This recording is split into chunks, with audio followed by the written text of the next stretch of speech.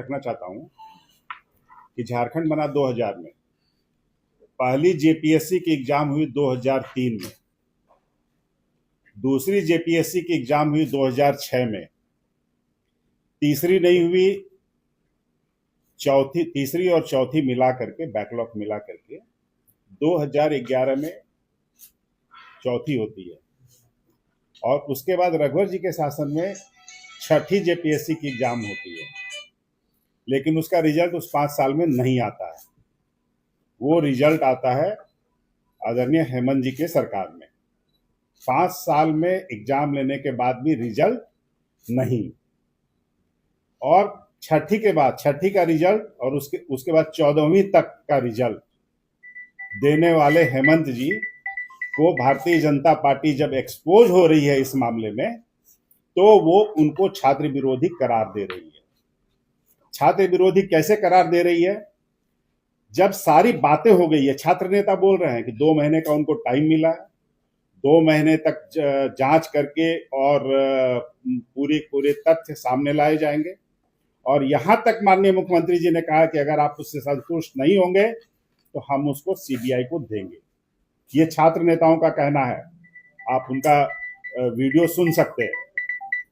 उसके बाद जब कोर्ट मामला गया, कोर्ट ने आदेश पे केवल स्टे लगाया है, रद्द नहीं किया है, और 7 सितंबर तक वो जवाब मांगा है सरकार से कि आप 7 सितंबर तक कि आप जवाब दें कि किस तथ्य के आधार पे आपने इन परीक्षाओं को रद्द किया है, और क्या क्या आपके पास जो आपने सीबीआई से जांच किया, वो जांच के बिंदु क्या क्या है, वो कोर्ट को अवगत कराएं।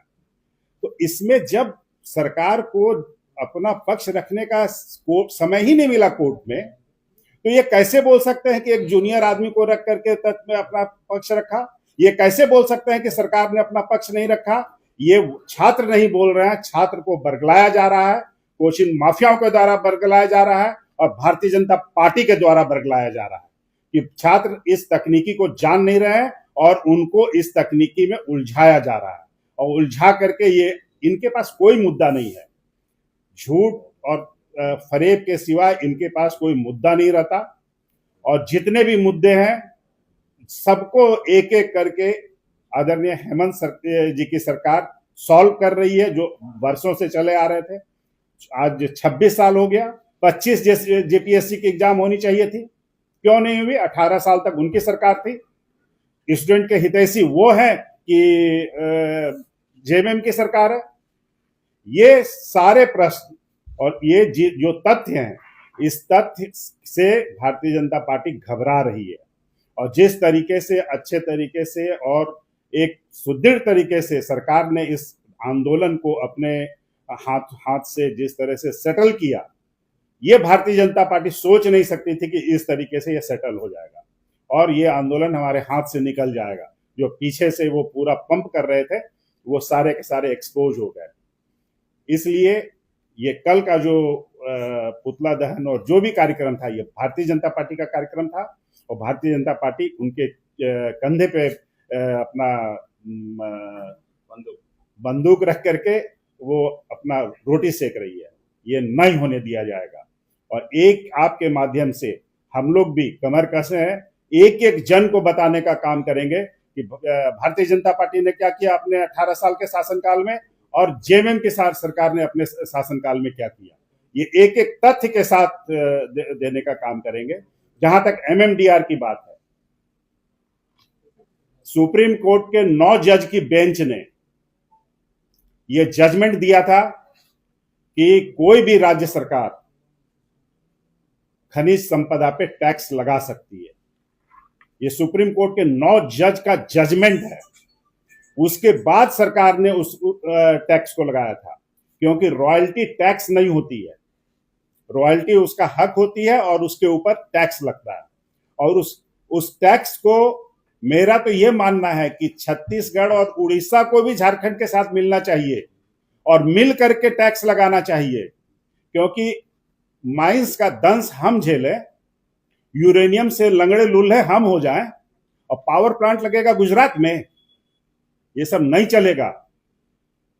आपको झारखंड के बारे में सोचना होगा, झारखंड के बच्चों के बारे में सोचना होगा। और झारखंड की सरकार जब झारखंड के लिए सोच रही है तो जिस तरह के काले कानून ला करके आप गलत काम कर रहे हैं उसका मुंहतोड़ जवाब दिया जाएगा।